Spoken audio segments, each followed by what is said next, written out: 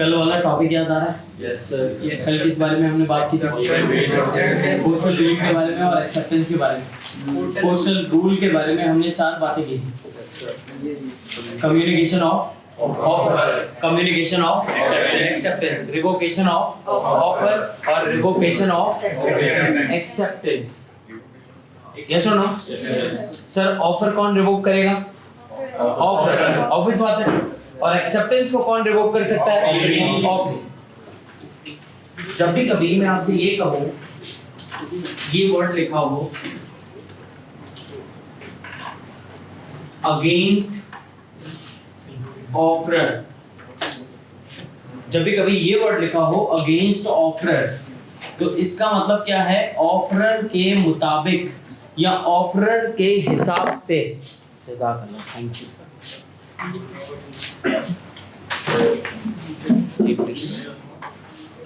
सबके पास नोट्स आ गए? तो अगेंस्ट ऑफरर का मतलब क्या है कि ऑफरर के मुताबिक, और अगेंस्ट ऑफरी जब लिखा होगा इसका मतलब ऑफरी के मुताबिक। What does this against offerer means? Offeror के मुताबिक, और अगेंस्ट ऑफरी का मतलब ऑफरी के मुताबिक। लिख लो ये बात अपने पास, ये भी आएगी अंदर। अगेंस्ट ऑफरर का क्या मतलब है? ऑफरर के मुताबिक। किसके मुताबिक? ऑफरर के मुताबिक। और अगेंस्ट ऑफरी का मतलब क्या है? ऑफरी के मुताबिक। अभी बता रहा हूं ना, ऑफरी के हिसाब से या ऑफरर के हिसाब से। जैसे कि अगर मैं आपसे ये कहूं कि सर क्या कम्युनिकेशन हो गई है या नहीं हुई, यहां देखिएगा कल मैंने हैंडआउट्स आ गए, ये बंद हो गया लैपटॉप। अब अगर आप यहां पे देखें, क्या आपको याद आ रहा है कल हमने एग्जांपल ली थी कि मिस्टर ए ने सर ऑफर की थी मिस्टर बी को थ्रू लेटर कार के बेचने की। यस और नो? Yes sir. सर मैंने आपसे ये कहा कि इसने एक लेटर लिखा था 1 जनवरी को। यस और नो? और इसके पास वो लेटर डिलीवर कब हुआ था? 4 जनवरी को। इसका मतलब क्या हुआ कि सर ऑफरर के मुताबिक कम्युनिकेशन कब कंप्लीट हो गई? 4 जनवरी को। यस और नो? यस। बात समझ आ रही है? डन। अब जल्दी से रीडिंग करना स्टार्ट करते हैं। पास्ट पेपर्स आपके पास दिए हुए हैं लेकिन आप देखेंगे नहीं, ठीक है? पास्ट पेपर्स इसके पीछे दिए हुए हैं लेकिन आप देखेंगे नहीं। अगेंस्ट ऑफर मतलब ऑफर के मुताबिक। ऑफर के मुताबिक कब कंप्लीट हुई, ऑफरी के मुताबिक कब कंप्लीट हुई, हम ये बातें कर रहे हैं, ठीक? अब जरा स्टार्ट कर रहा हूं मैं रीडिंग करना, बिल्कुल अटेंटिव हो जाइएगा। सबसे पहले एक्सेप्टेंस को रीड कर रहा हूं। आ जाओ प्लीज नोट्स में। Acceptance. When the person to whom the proposal is made signifies his assent to it. When the person to whom the proposal is made, जिसको proposal दिया जा रहा है, to whom the proposal is made का मतलब जिसे proposal दिया जा रहा है is made signifies, signifies का मतलब communicate his assent. What this assent means? रजामंदी, acceptance to it. The proposal is said to be accepted. जब उस बंदे को proposal दिया जा रहा हो, क्यों दिया जा रहा हो? ताकि हम उसे communicate कर सकें, वो हमसे communicate कर सके। क्या बात? अपनी acceptance communicate कर सके। इसे हम क्या कहते हैं कि सर हमारा proposal क्या हो गया? Accepted हो गया। और proposal को दूसरे अल्फाज में क्या कहते हैं? Offer. proposal को दूसरे अल्फाज में क्या कहते हैं? Offer. Yes? Who can accept offer? Specific offer और journal offer। और ऑफर को एक्सेप्ट कर कौन सकता है? ऑफरी एक्सेप्ट कर सकता है। यस और नो? लेकिन काउंटर ऑफर के अंदर दोनों चेंज हो जाते हैं। ऑफरर ऑफरी बन जाएगा और ऑफरी जो होगा वो ऑफरर बन जाएगा। Sir specific offer by specific person only, कौन एक्सेप्ट कर सकता है? स्पेसिफिक पर्सन ओनली, जिसको ऑफर किया गया वही एक्सेप्ट कर सकता है। लेकिन sir on the other hand journal offer, any person provided he has knowledge of the offer, जिस बंदे को नॉलेज है उस ऑफर के बारे में वो क्या कर सकता है? वो एक्सेप्ट कर सकता है। सिंपल। यस। इसके बाद रूल्स रीड करते हैं। सर कौन से रूल्स हैं ये वैलिड एक्सेप्टेंस के? एग्जामिनर को बहुत पसंद है हर 2 अटेम्प्ट के बाद, हर 3 अटेम्प्ट के बाद बोलता क्या है? Legal rules of valid acceptance बताओ। अब आपको लग रहा होगा यार ये बात पूछता ही है, इतनी हल्की हल्की ना, मतलब यार एग्जामिनर कितनी हल्की, हम बोलते हैं इतनी हल्की बात की तूने, एग्जामिनर आपके साथ ये हल्की बातें करता है। अब आपने मुझे मुंह ऊपर ही रखना है, जल्दी से बताने हैं कौन से हैं वैलिड एक्सेप्टेंस के rules. Number 1, absolute and unconditional, prescribed manner, reasonable time, यहाँ पे टाइम स्पेसिफाइड होगा उस टाइम के अंदर, यहाँ पे रीजनेबल टाइम के अंदर, और कम्युनिकेशन सब्सिक्वेंट, ऑफर होनी चाहिए तो एक्सेप्टेंस होगी। याद आ रहा है? एक्सेप्टेंस फॉलोज, याद आ गया? हाँ है ना, ये एग्जामिनर आपसे पूछने की कोशिश करता है। अब रीड करते हैं, कोई एक शख्स जो कि आवाज से रीड कर सके आप में, voluntarily, raise your hand. Yes brother, start. What's your good name? Hamad, Hadid, Gulshan है हदीद, हाँ अब याद रह जाएगा जी। लीगल रूल्स है। Acceptance must be absolute and unqualified. If any condition is imposed on acceptance, then it would be called counteroffer. A variation or alteration, however, small change will make acceptance invalid. And अच्छा, variation का मतलब क्या है? Change होना। Variation means ये VER वाला variation नहीं है, ये VARI वाला है। अच्छा आगे ब्रदर।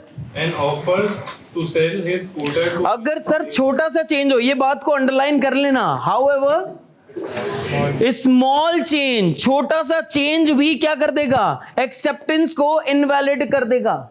काउंटर ऑफर देंगे। हाँ काउंटर ऑफर हो जाएगी, लेकिन एक्सेप्टेंस तो नहीं होगी ना, ऑफर हो जाएगी वो। आपके पास मैंने आपको बताया था, ये भाई देखो जो काम कर रहा है ना वैसे करना है। आपके पास एक हाइलाइटर होना चाहिए ताकि आप अंडरलाइन कर सको, ठीक है? अच्छा जी, जी brother. A offers to sell his scooter to B. ये ए ऑफर नहीं है, an offer to sell his, नहीं ये है, सॉरी एन को हटा दो, यहाँ पे गलती इंसान से ही होती है ना। A offers to sell his scooter to B for ₹8,000. ठीक। And B agrees to buy it for ₹7,500. अब मुझसे कल ये भाई पूछ रहे थे, आपका नाम क्या है? अमार भाई, कल आप पूछ रहे थे कि सर ये जो आप लिख रहे हैं इसको मैं अपने वर्ड्स में लिखूं? ये लिखी हुई आ गई आपके पास पहली एग्जाम्पल कि सर एग्जाम्पल कैसे लिखते हैं। यस और नो? मैं रीड करता हूं फिर से। Mister A offers to sell his scooter to be for ₹8,000। कल मैंने आपको एग्जांपल दी थी कार की, 10 लाख रुपए में बेचनी थी। Mister A offers to sell his car to be for ₹10 lakh, 1 million. Yes और नो? जी पढ़े भाई हदीद। It is a counter offer and not an acceptance. If later on B is ready to pay ₹8,000, is सवाल, क्या अब 8,000 रुपए में sir उसको बेच देना चाहिए या नहीं? उसकी मर्जी है, वो चाहे तो आपको बेच दे, वो चाहे तो आपको ना बेचे। जी।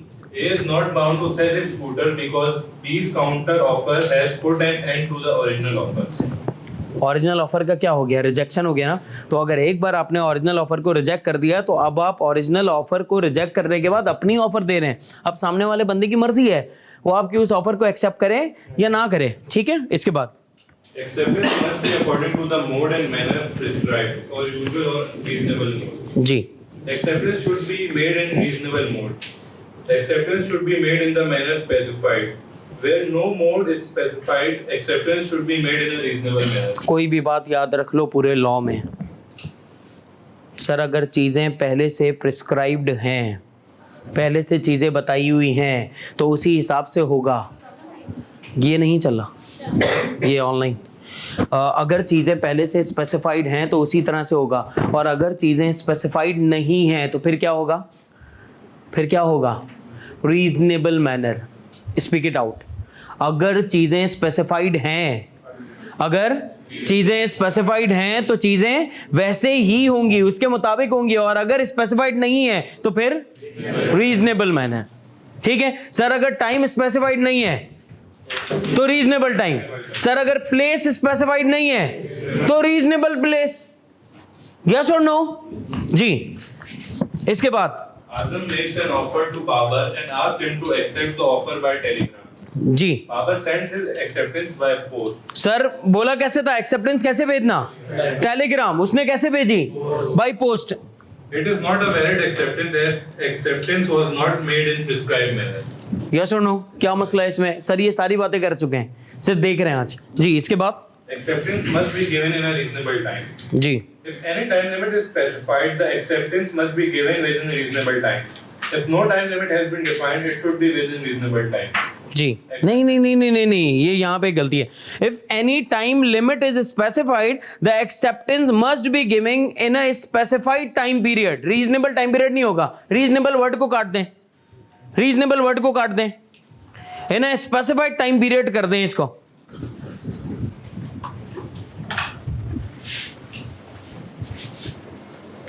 ठीक है, इसके बाद आगे If no limit has been defined, it should be within reasonable time. ये बात Acceptance, सही है, समझ आ गई। इसके बाद acceptance must be given before the offer lapses or before the offer is revoked. Sir acceptance कब देनी है, ऑफर के खत्म होने से पहले पहले। अगर ऑफर के खत्म होने के बाद दी सर ऑफर खत्म हो जाएगी यार।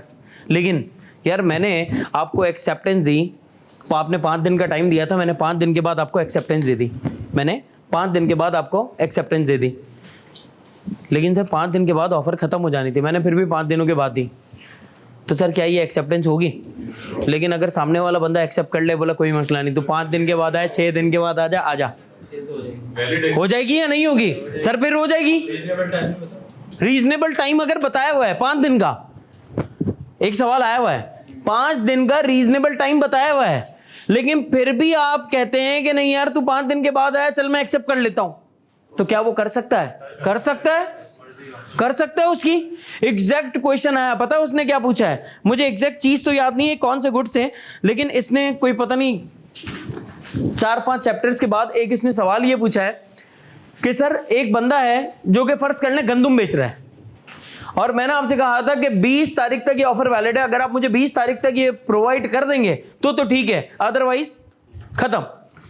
सर उस बंदे ने 20 तारीख के बाद प्रोवाइड किया, यानी 22 तारीख को। सर ऑफर एक्सेप्ट करनी चाहिए या नहीं करनी चाहिए? आपकी मर्जी है।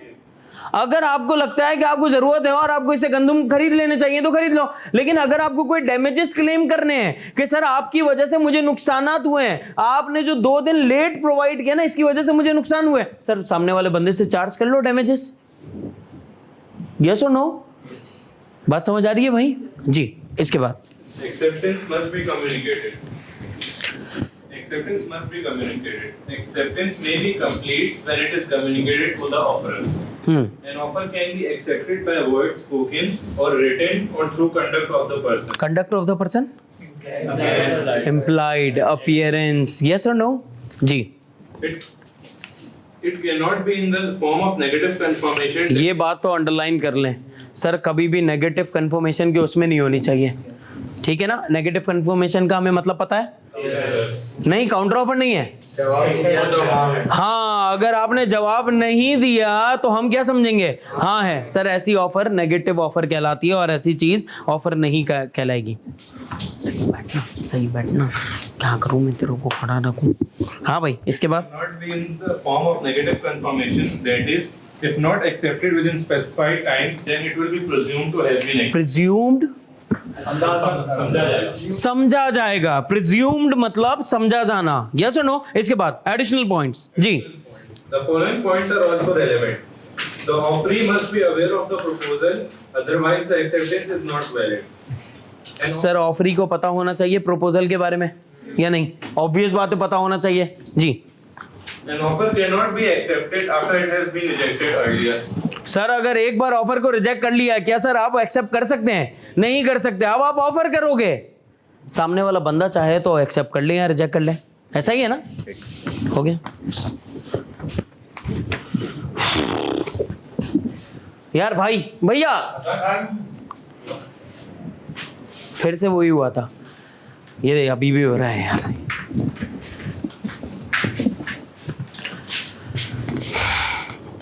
छोड़ दो, मैं यहीं पे सही हूँ। हाँ, An offer cannot be accepted if it has been terminated earlier. अगर पहले कोई चीज खत्म कर दी तो यार बस आगे आ जाओ। Communication of offer and acceptance. Communication of offer. Ji The offer must be communicated to the offeree. The communication is complete when it comes to the knowledge of the person to whom it is made. Ji, An offer can be made by words spoken or written or through conduct of the person. कोई मुश्किल बात है? सारी repeated बातें हैं sir, ये हम बार बार पढ़ चुके हैं जी। इसके बाद Communication of acceptance. Ji, The acceptance may be complete when it is communicated to the offerer. Further, a valid acceptance is communicated either by the offeree himself or any person authorized by him to communicate to the offerer. बात समझ आई या नहीं? नहीं? Read. The acceptance may be complete when it is communicated to the offerer. Sir acceptance कब complete होगी? जब वो किसको कम्युनिकेट हो जाए? ऑफरर को। इसके बाद Further, a valid acceptance is communicated either by the offeree himself or any person authorized by him to communicate to the offerer. समझाऊं? समझे? सर या तो कम्युनिकेशन मैं खुद कर दूं बीइंग एन ऑफरी, या मेरे बिहाफ पर कोई बंदा कम्युनिकेट कर दे। नहीं समझे यार? या तो मैं इनको डायरेक्टली कोई बात कम्युनिकेट कर दूं कि भैया मैं एक्सेप्ट कर रहा हूं, या मैं इनके थ्रू, अपने एजेंट के थ्रू, अपने लीगल रिप्रेजेंटेटिव के थ्रू कह दूं कि यार इनसे जाके एक्सेप्टेंस दे दो अपनी मेरे बिहाफ पर। ऐसा होता है ना, जा छोटे भाई से पैसे मेरे बिहाफ पे ले ले, अम्मा बोलती है।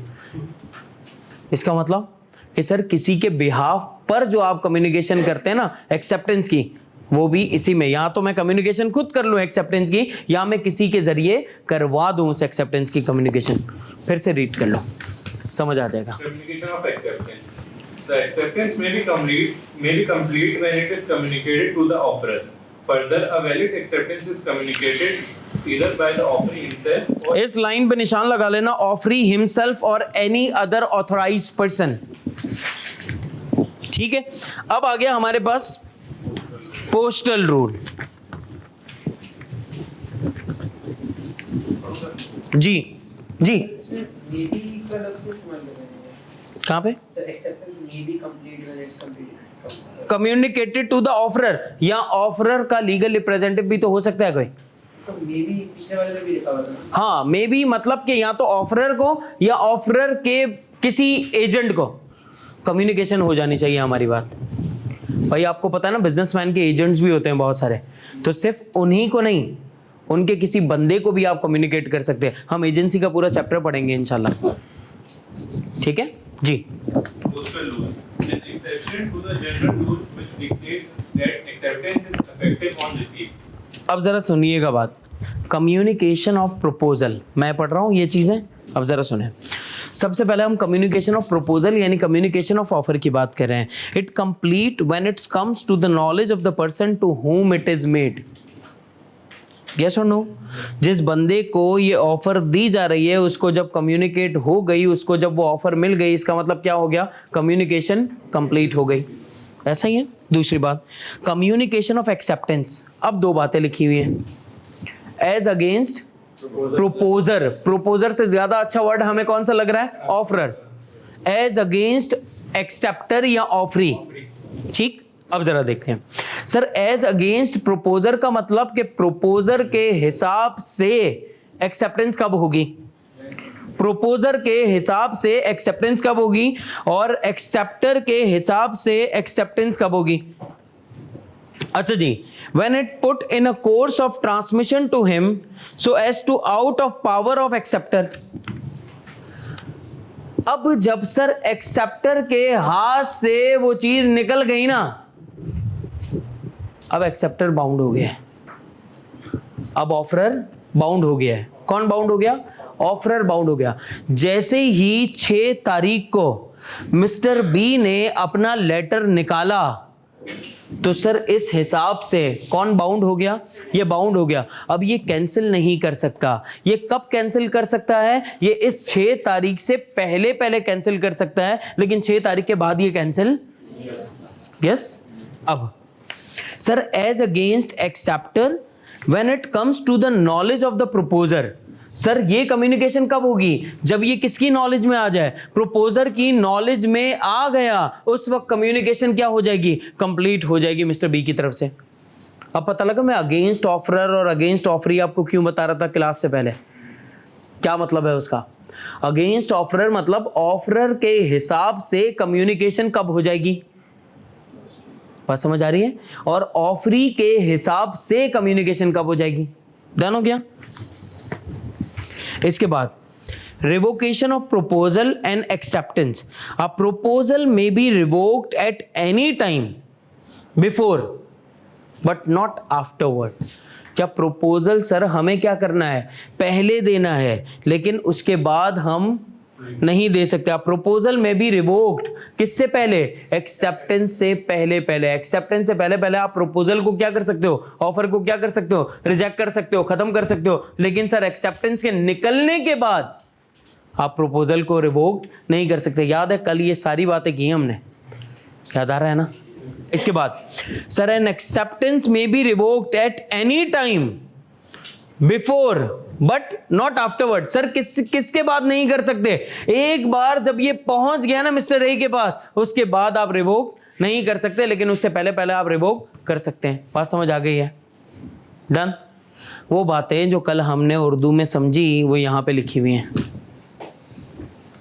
समझ आती है, संभाल लेंगे। अब क्या आखिरी की लाइन छोड़ दें, जी ब्रदर, अभी तो असल चीज अब स्टार्ट हुई है यार।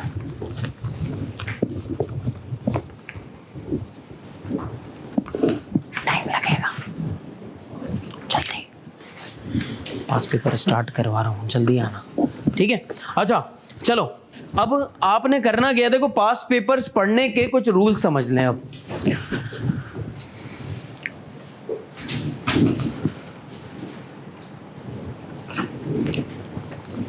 पास पेपर्स के कुछ रूल समझ लेते हैं। सर आज पास पेपर्स डिस्कस कर रहे हैं, नींद नहीं आनी चाहिए, सोना नहीं, अटेंटिव होके बैठना, बिल्कुल सीधे होके बैठना और तरीके से। अच्छा एक और चीज़, सर एग्जाम में तो हम जाते हैं तो सवाल लिखा हुआ होता है और सवाल के बाद कभी भी आंसर लिखा हुआ ही नहीं होता नीचे। यहाँ पर आपके एक बेनिफिट की बात भी है, सर आंसर नीचे ही लिखा हुआ है, लेकिन सर याद रखना जिंदगी में पहली नज़र आपको पता है ना खाली जायज़ है, दूसरी नज़र जायज़ नहीं है। तो ऐसा नहीं पहली नज़र ही टिका के मार दो आंसर पे, नज़र पड़ भी जाए तो हटा देना फौरन। क्या, हाँ यहाँ पे सही है, अगर आपकी नज़र पेपर पे आंसर पे पड़ रही हो ना, हटा देना फौरन, ठीक है। अब चलें, क्वेश्चन पढ़ना मैं स्टार्ट करूंगा, मैं ही पढ़ूंगा, आप बस आंसर नहीं देखेगा, आप आंसर नहीं देखेगा, आप आंसर मुझे खुद बताएंगे और इतने जज्बाती होके बताएंगे सर मैं बता रहा हूं, मैं बोलूंगा नहीं बताना। यार जानी ये क्या है। चलो अब देख लो यार, सवालात बहुत ज्यादा हैं और तकरीबन कोई 14 सवालात हैं और इसमें लास्ट 3 अटेम्प्ट्स के सवालात भी नहीं है, वो एज अ मॉक करेंगे आप लोग। लास्ट 3 अटेम्प्ट तो है ही नहीं इसमें, लेकिन लास्ट अटेम्प्ट का पेपर मैंने आपको झलकियां दिखा दी हैं तो वो आपको पता है। तो सर इसका मतलब कि 14 सवालात एग्जामिनर का फेवरेट चैप्टर में से एक चैप्टर मुझे ये लग रहा है। अब सर मैं रीड कर रहा हूं, Batool offered to sell her flat to Saqib for ₹42,100,000।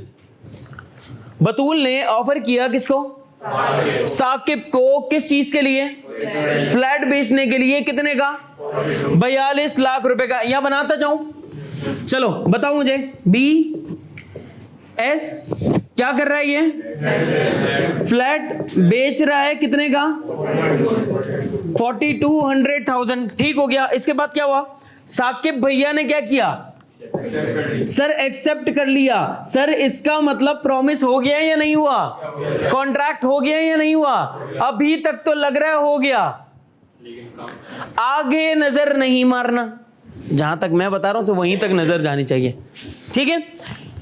अब साकिब एक्सेप्टेड द ऑफर, अभी तक क्या लग रहा है, एग्जामिनर देख रहे हो हमारे साथ क्या कर रहा है, हम जैसे ये देखेंगे बोला चल तेरा भाई समझ आ गया, चलो डायरेक्ट रिक्वायरमेंट पढ़ो, आंसर छापो, खेल रहा है एग्जामिनर, हम आएंगे नहीं इसकी बातों में, आना नहीं है।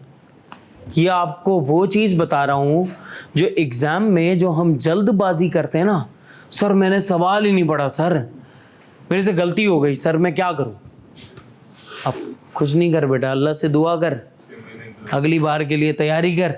कुछ नहीं कर सकते, आप अपनी मिस्टेक की वजह से फेल हो सकते हैं, और कोई वजह नहीं है फेल होने की। आपके पास इंशाल्लाह नॉलेज इतनी होगी कि आपको कोई मसला नहीं होगा पेपर देख के, इंशाल्लाह अल्लाह के हुक्म से। Sir Batool offer to sell her flat to Saqib for ₹42,200,000. Saqib accepted the offer and send a cheque of ₹15 lakh है। भैया 42 लाख का है तो तुम हमें 15 लाख का चेक क्यों भेज रहे हो सकता है आगे शायद कोई बात करें। क्या बोल रहा है? विद द स्टिपुलेशन, स्टिपुलेशन का मतलब मुआहिदा, स्टिपुलेशन का मतलब डिसाइडेड टर्म्स वगैरह जो हम डिसाइड करते हैं। Stipulation to pay the balance in 24 equal monthly instalments. Very good. मैंने क्या बोला था, आप जज्बाती हो जाएंगे, मैं पूछूंगा नहीं फिर भी आप बताएंगे कि इसका आंसर क्या है। Counter offer. यस और नो? बात समझ आ रही है? आगे बढ़ते हैं। सर अभी भी अपना हतमी फैसला नहीं देना, एग्जामिनर आखिरी लाइन में भी घुमाता है। आगे 24 monthly instalment of ₹1,12,500. Explain whether it is a valid contract. Sir क्या कैलकुलेटर की, पहला सवाल, सर क्या मुझे इस पेपर में कैलकुलेटर की जरूरत है? नहीं। सर क्या मुझे कैलकुलेटर लेके जाना है? हाँ। हो सकता है पड़ जाए, हो सकता है ना, लेकिन आप रिस्क नहीं लोगे ना यार। रिस्क क्यों लोगे यार? हमारी जिंदगी के 6 महीनों का स्टेटस लगा हुआ है सर, क्या पड़ जाएगा? मतलब अगर मैं जेब में डाल के चला जाऊं एक कैलकुलेटर, कोई फर्क पड़ेगा? नहीं, लेके चले आओ। सिंपल ना? हाँ। आंसर बताओ। Answer counter offer. अब सर आंसर देने का तरीका सुन लें पहले। सबसे पहले आप लिखेंगे अपने पास आई ए। अबे भाई ये कौन है? वाह, फनकार पेपर निकालने हैं ना तूने। 4 पेपर दे रहे हैं ना, और ये तेरे दिमाग देख कहाँ लगा हुआ है। तो ये अबे ये सिखा रहे थे क्या 3 क्लासों में? अब जरा देखें सर, आई का मतलब क्या है? इशू। एल का मतलब, ई का मतलब एक्सप्लेनेशन, और डी का मतलब डिसीजन।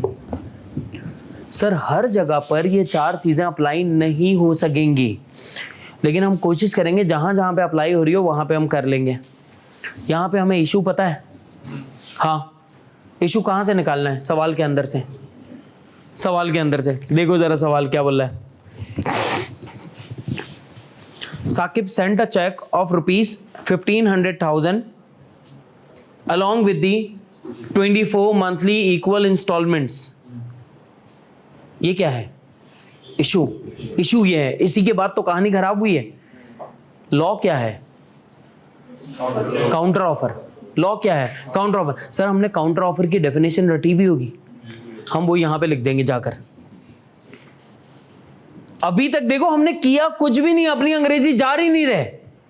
इशू यहां से निकाला, लॉ अपने रजिस्टर से निकाला, एक्सप्लेनेशन में आपको लिखना होगा कुछ भी जो लिखना है। सर वो क्या करना है? वो लॉ को और इनकी बात को आपने मिलाकर एक्सप्लेन करना होगा कि यहां पे क्या हो रहा है और एक्चुअली आपका लॉ क्या कहता है। लॉ क्या कहता है? काउंटर ऑफर बन जाएगी या नहीं बनेगी, या आपने उससे फिर सर डिसीजन आपने ये बताना है। आप डिसीजन कैसे देंगे ये आपको रिक्वायरमेंट की आखिरी लाइन से पता लगेगा। Explain whether it is a valid contract, yes और no? No, it is not a valid contract. खत्म, खत्म कहानी। ये करना है, हाँ ये करना है, हो जाएगा। अब जरा देखो, अब जरा देखें, अब जरा देखें। सर मार्क्स कितने लिखे हुए हैं? 3। कितनी बातें लिखूं? लो एक्सप्लेनेशन डिसीजन। सर लेकिन अगर मार्क्स कम हो और मुझे लग रहा हो यार मुझे ज्यादा लिखना है तो क्या करूं? ज्यादा लिखकर हमेशा जिंदगी में पछता जाना, कम लिख के नहीं। यस और नो? ज्यादा लिखकर पछताना अच्छा है, कम लिख के पछताना अच्छा नहीं। चलो अब जरा पढ़ना स्टार्ट करते हैं। हदीम भाई, हदीद भाई जी। अच्छा हकीम भाई नहीं निकल रहा जी। अब ये आंसर रीड कर रहे हैं, ठीक है? पहले सवाल पढ़ो फटाफट। Under the Contract Act 1872, legal rules of valid acceptance required that acceptor must accept the offer without any qualification/condition. However, the acceptance cannot be counted as a valid acceptance. In the given scenario, अब ये explain कर रहा है, link कर रहा है, इसको relate कर रहा है actually. In a given scenario, Akif acceptance in relation to purchase of flat from Batul is invalid due to the fact that he changed the payment condition and qualified the acceptance. Yes और no? अब decision बताएगा आपको। However, the change in payment condition may be treated as counter offer by Batul, and if acceptance can create a valid contract. Yes और no? अगर acceptance हो जाती तरीके से तो क्या बन जाता? वैलिड कॉन्ट्रैक्ट बन जाता। यस और नो? पहली बात, पहला सवाल समझ आता है। दूसरा पढ़ते हैं। सवाल मैं पढ़ूंगा, आंसर हदीद भाई पढ़ेंगे। सुनिए। अच्छा लेकिन एक आपको ना पहले एक चीज जरा समझाऊं, एक चीज जरा सुनिएगा। आप मेरे पास आते हैं और आप मुझसे किसी चीज की इंफॉर्मेशन लेते हैं, क्या इंफॉर्मेशन लेने का मतलब ऑफर है? नहीं। समझो, आप फर्ज करें आपने मुझसे कहा कि सर ये आपने कुर्ता कहाँ से लिया? फर्ज करें मैंने आपसे कहा जामा क्लास से। फिर आपने मुझसे पूछा सर कितने का लिया? मैंने कहा 400 रुपए का। आपने कहा मुझे कबूल है, दे दो। अब सोचें जरा, सर मैंने कहा क्या बातें कर रहे हो, कैसी भाई ऐसे कैसे, मतलब दे दो। आप क्या बोल रहे हैं? सर देखो आपने बोला 400 का, मैंने बोला हाँ ठीक है मुझे कबूल है। वही मैंने आपके साथ सिर्फ इंफॉर्मेशन शेयर की है। क्या इंफॉर्मेशन शेयर करने का मतलब ऑफर करना है या नहीं है? नहीं है ना? पहले जाओ रजिस्टर में ये बात लिख कर आओ अपने पास कि sharing of information is not considered as an offer. Register में लिख कर आओ अपने पास, एक नोट बनाओ, नोट, और इसको जरा हाईलाइट करके ताकि आपको याद रहे कि sharing of information is not considered as an offer. Sharing of information is not considered as an offer. जी बेटा बिल्कुल न्यू हैंड आउट है। किसी का इंटरनेट चल रहा है यहाँ पर? सिग्नल्स आ रहे? आ रहे यार? ये तस्वीर खींच हुई है, जरा ग्रुप पे भेज दे भाई हमारे जवानों को। बेटा ये भेज रहे हैं आपको ना, ये हाँ ये सवालात जो हम जो पढ़ रहे हैं ना, बाकी तो मैं भिजवा दूंगा। जी बेटा किसने बेटा?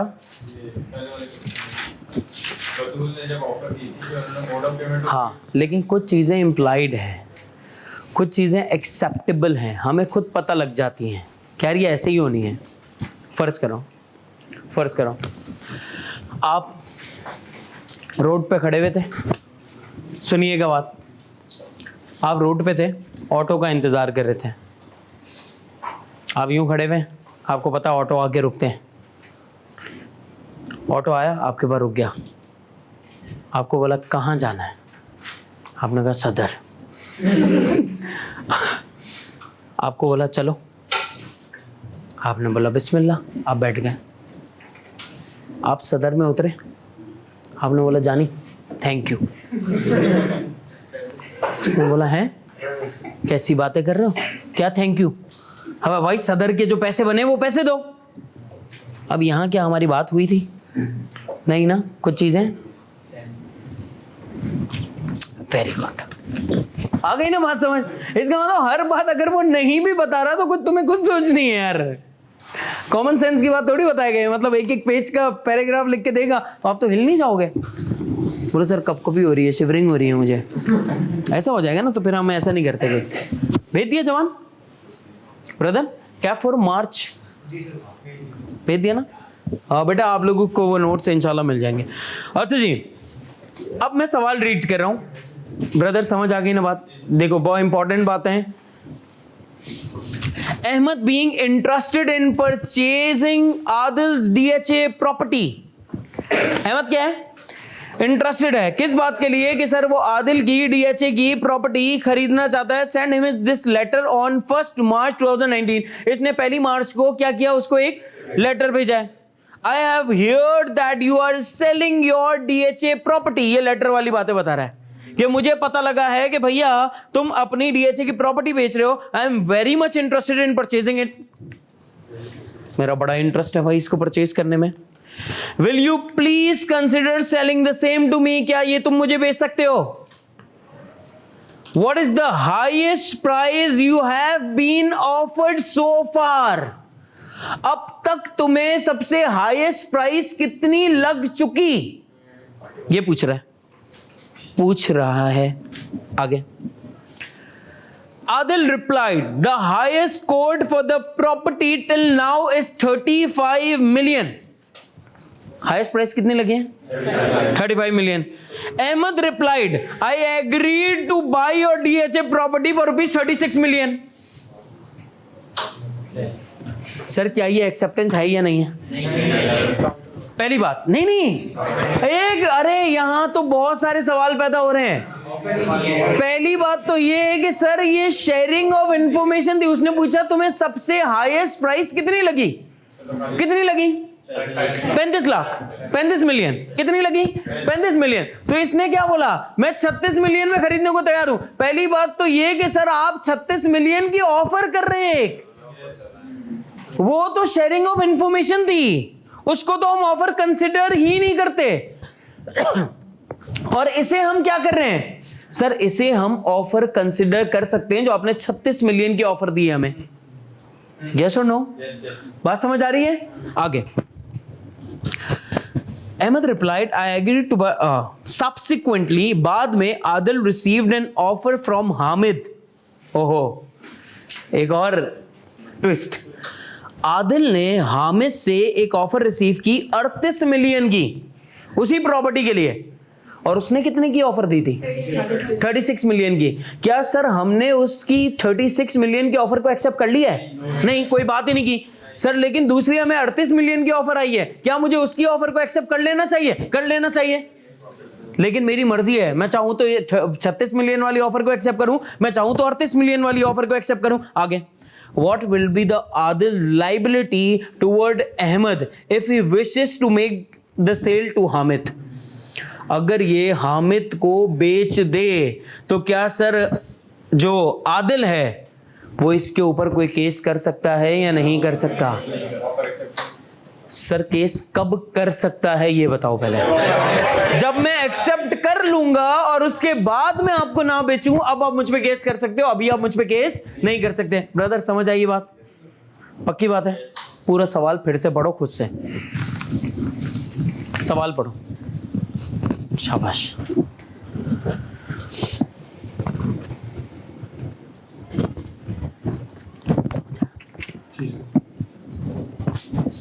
पुराना लिखा वो सारी क्लास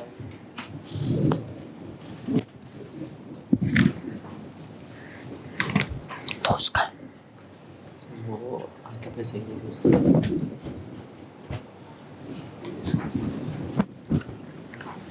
डन? समझ आई ना बात? चलो अब सवाल समझ आ गया। एग्जामिनर का दिमाग भी हमें पता लग रहा है ऐसे ऐसे। सर वो क्या करता है? पहली लाइन में कोई और बात करता है, दूसरी में कोई और बात करता है। यहां इसने 3 बार 4 बार ट्विस्ट किया आपके साथ। और सर जब हम एग्जाम के प्रेशर में होंगे तो चीजें तो घूम जाएंगी। तो आसान चीज क्या है? सर प्रेशर में होंगे ही नहीं, होंगे ही नहीं। भाई क्यों होंगे? प्रेशर में कब होते हैं आप? जब आपकी तैयारी में आपको पता होता है क्या आ जाएगा, बोला कुछ भी आ जाए, 18 चैप्टर से ही आएगा ना, सब आते होंगे इंशाल्लाह, तो घबराना ही नहीं, फिर तो टेंशन ही खत्म हो जाएगी। सही। अब चलो ब्रदर हदीत पढ़ो। Under the Contract Act 1872, offer is distinguished from price inquiry. Price inquiry, sir ये क्या है? अंडरलाइन करो ना, प्राइस इंक्वायरी, प्राइस के बारे में इंफॉर्मेशन लेना था भाई, इंफॉर्मेशन ऑफर नहीं होती। In case of price inquiry, In case of price inquiry, the response from seller does not count as offer. Very good. On the contrary, if the buyer showed his interest in purchasing, he can make a valid offer. उसको proper valid offer, उसने valid offer की है, उसने valid offer की है कि मैं 36 million में खरीदना चाहता हूं, हमारी मर्जी है, हम वो बेचना चाहते हैं या नहीं बेचना चाहते, हमारी मर्जी है। ठीक जी सर। लेकिन ये जो इन्होंने नाम लिखे हुए होते हैं, क्या सर ये नाम हमें लिखने जरूरी होते हैं? हामिद, आदिल, अहमद, हाँ, जब भी तो आप लिंक करोगे, रिलेट कैसे करोगे चीज को? सही है जी। Therefore, letter sent on 1st March 2019 by Ahmed was a price inquiry which was duly replied by Adil. Duly मतलब? Times. ड्यूली मतलब 2 टाइम्स नहीं, Times. ड्यूली मतलब प्रॉपर्ली, ड्यूली मतलब प्रॉपर्ली। ठीक है जी। The response from Ahmed, The response from Ahmed to purchase the property for rupees 36 million can be counted as offer. Very good. However, it is completely up to Adil to either accept or reject it. In the given scenario, Adil has no legal compulsion as he didn't accept Ahmed's offer. बात समझ आ रही है या नहीं? Simple सी बातें थी, कोई मसले की बात ही नहीं थी। अब तीसरी बात मैं पढ़ रहा हूं, हाँ जी। अब ना जरा, अब पता है क्या है, आप देखिए इतनी सारी तारीखें लिखी हुई है ना, इसका मतलब ये हमारे साथ कहाँ पे खेल रहा होगा? पोस्टल रूल पे, पोस्टल रूल पे। हमें अब चीजें देख के अंदाजा हो जाना, बोला यार ये पोस्टल रूल पे तो नहीं कर रहा हमारे साथ होशियारियां, हाँ कर रहा है। चलो, on 3rd September 2018 Salim offered by a letter to sell his laptop to Ghazi for rupees 50,000. Ghazi received the letter on 5th September 2000. Salim ने भेजा कब? मिला कब? कम्युनिकेशन कब कंप्लीट हुई? 5 को। ऑफर के हिसाब से कम्युनिकेशन। आगे चलो। On 6 September 2018 Ghazi posted the letter of acceptance. जब सर 6 तारीख को उसने लेटर ऑफ एक्सेप्टेंस दे दिया, ऑफरर क्या हो गया? बाउंड हो गया। अब वो रिजेक्ट नहीं कर सकता, उससे पहले वो कभी भी क्या कर सकता है? रिजेक्ट कर सकता है। याद आ रही है ना सारी बातें जी। इसके बाद postal letter, the letter reached Salim on 8 September 2018. Salim को वो क्या मिल गया? लेटर मिला। कब मिला? 8 सितंबर को 2018। Salim wrote a letter of revocation of his offer and posted it to Ghazi on 5th September 2018. The letter reached Ghazi on 7 September 2018. अभी आपसे पूछा ही नहीं एग्जामिनर ने। एग्जामिनर बोला मैं अभी पूछूंगा आपसे। पूछा कब? अब पूछेगा। अब देखो, अब नीचे पूछ रहा है, बोला अब मेरी बातें अब सुनो, ऊपर तो कहानी थी, अब मैं जो पूछ रहा हूं उसका जवाब देना। Briefly describe when the communication of the offer and acceptance and the revocation of the offer was complete as against Salim Ghazi under the above circumstances. सारी चीजें पूछ रहा है। ऑफर कब कंप्लीट हुई, एक्सेप्टेंस कब कंप्लीट हुई, रिवोकेशन कब हुई, सबकी तारीखें बतानी है आपको। बता सकते हैं? हाँ या ना? बता सकते हो ना ब्रदर? बताओ ऑफर कब कंप्लीट हुई?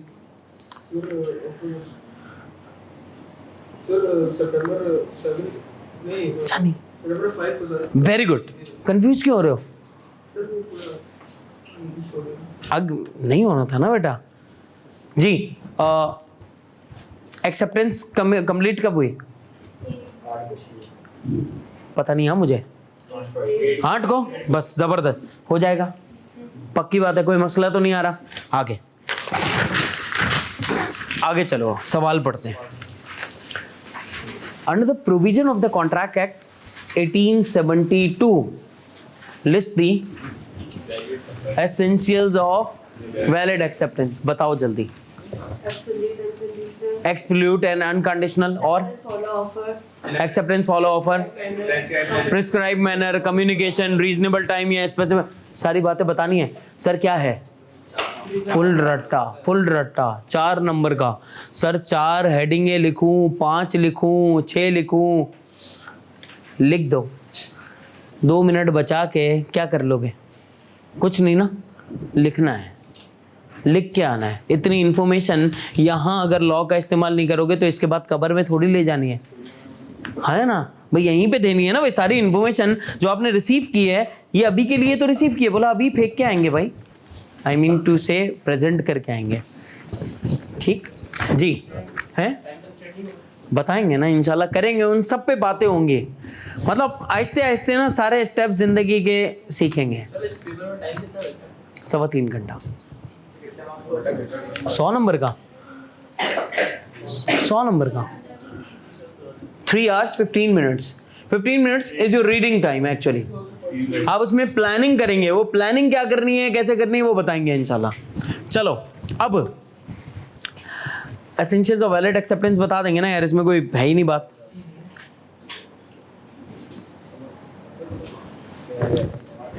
संभाल के जाना बस, आगे से आ जाओ। अच्छा जी, अब यार अब ना सवाल रीड कर रहे हैं, नंबर 5 वाला। बदर एक बंदा है, who is the owner of मशहूर associates, send one of his employee Aftab in search of his pet horse which had been missing for 5 days.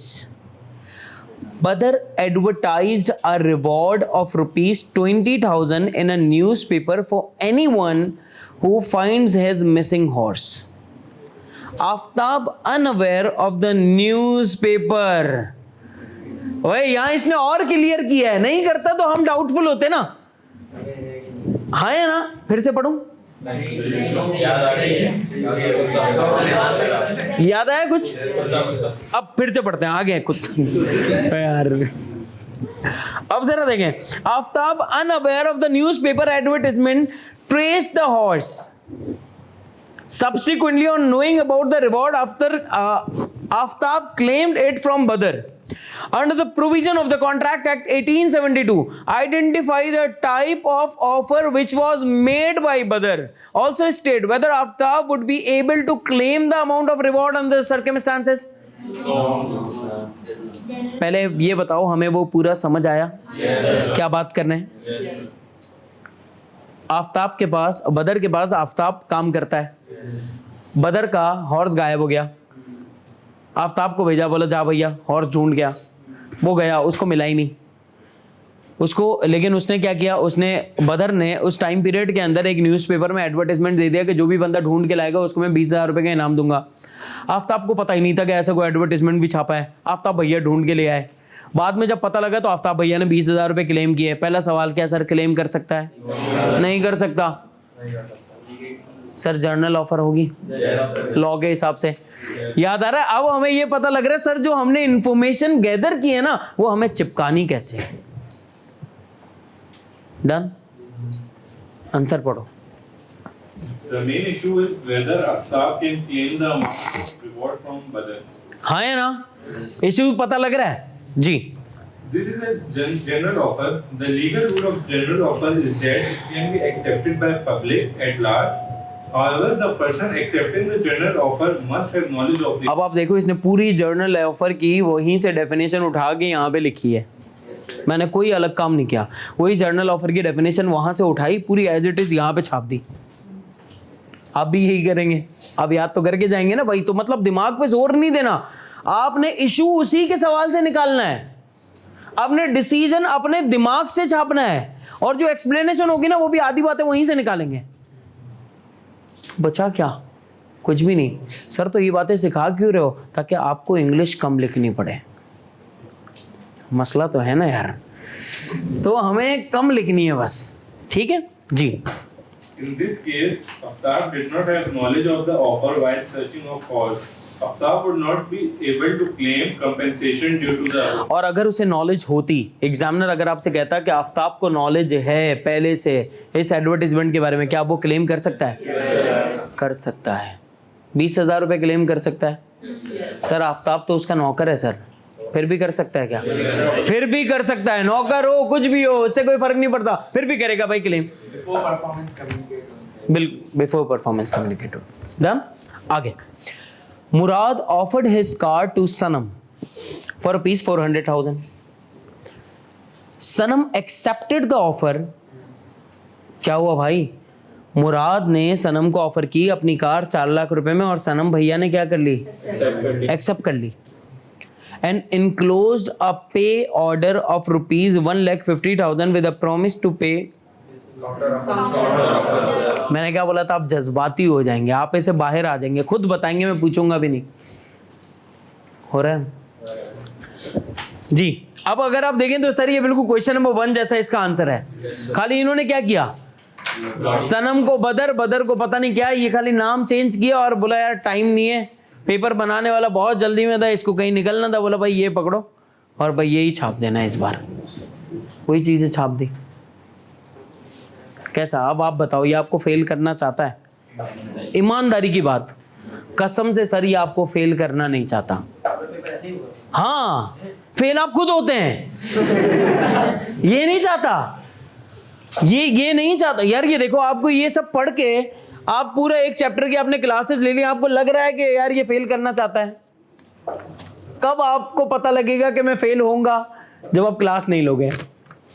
बस आसान सा हल मैंने आपको बता दिया है। जो लोग ये सोच रहे हैं ना सर मैं क्लास मिस कर दूंगा, मेरी आज तबीयत खराब है, दोस्त बताओ उस दोस्त को भाई मेरी तबीयत खराब है, जो भी छुट्टी कर रहा है ना फंस जाएगा। अच्छा, नंबर 7, तारिक एक भाई हैं, प्रॉमिस कर रहे हैं ताहिर भाई को कि for his services what ever amount Tariq might think reasonable. अब जरा समझिएगा, तारिक प्रॉमिस टू पे Tahir for his services. Tahir की जो सर्विसेज हैं उसके लिए तारिक क्या करेगा? पे करेगा। What ever amount Tariq might think reasonable, जो उसे ठीक लगेगा वो अमाउंट ये पे कर देगा। Tahir is now dissatisfied with the amount paid by Tariq. Explain whether Tahir can sue Tariq. जरा समझो बात। रक्शे वाली मिसाल दी थी एक कि भैया आप रक्शे में बैठ गए, वो बोला भैया नहीं ये क्या हो गया। अब पहले तो ये सोचो सर क्या ऑफर जो है वो वैलिड है या नहीं है, यहां से स्टार्ट करो सोचना। ये ऑफर वैलिड है या नहीं? वेरी गुड, पहुंच गया ये बंदा। सर क्या सर्टेनिटी शो हो रही है? सर्टेनिटी नहीं शो हो रही, अनसर्टेन है, अनस्पेसिफाइड है, वॉइड एग्रीमेंट्स हैं। इंफॉर्मेशन क्या होनी चाहिए ऑफर की? सारी टर्म्स सारी कंडीशंस प्रॉपर्ली क्या हो, बताई हुई हो, क्लियर हो, सर्टेन हो। अगर नहीं बताई प्रॉपर्ली इसका मतलब कि सर ये ऑफर वैलिड नहीं है। तो पहली बात तो ये ऑफर ही वैलिड नहीं है, नहीं होगा। अब जरा पढ़ो। The main issue is dissatisfaction with the amount paid by Tariq to Tahir. Under the Contract Act 1872, the term of the agreement must be absolute and not vague. Otherwise, not वेग, वेग नहीं होनी चाहिए, वेड नहीं होनी चाहिए सर, प्रॉपर हो। Yes और no? otherwise the agreement is treated as void agreement and cannot be enforced by law. In the बात समझ आ रही है या नहीं? सर कोर्ट में अब आप इन्फोर्स नहीं कर सकते यार, प्रॉपर्ली ऑफर ही नहीं दी हुई। ऑफर तो प्रॉपर्ली हो कम से कम, यहाँ तो ऑफर ही प्रॉपर्ली नहीं है। सर ऑफर प्रॉपर्ली क्या सर्टेन होगी जब ही होगी? सर बाकी सारी चीजें तो हो रही है ना, लेकिन सर्टेनिटी तो नहीं हो रही। इसका मतलब मैंने कहा था सर वो सारी की सारी चीजें क्या होनी चाहिए, वो ऑफर के अंदर मौजूद होनी चाहिए। यस और नो?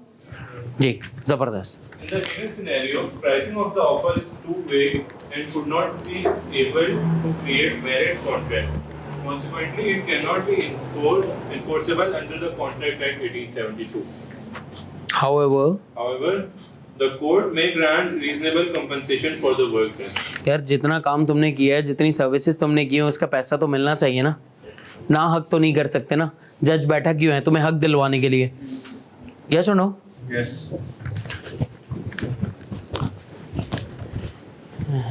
क्वांटम।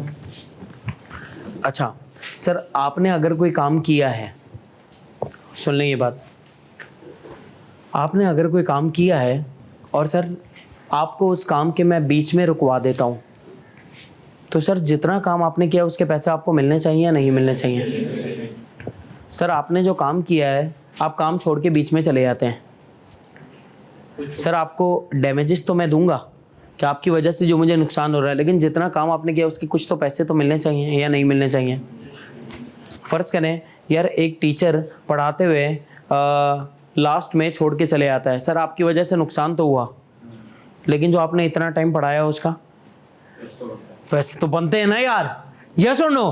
तो इसे हम कहते हैं क्वांटम मेरिट। क्या कहते हैं? लॉ में इसे हम कहते हैं क्वांटम मेरिट। क्वांटम मेरिट का मतलब क्या है कि सर जितना काम कर दिया है उतने पैसे सामने वाले बंदे को मिलने चाहिए। आपके घर पे कारीगर काम करने आया, आपको उसका काम अच्छा नहीं लगा, आप क्या बोलते हैं? पैसे ही नहीं दूंगा। लॉ क्या बोलता है?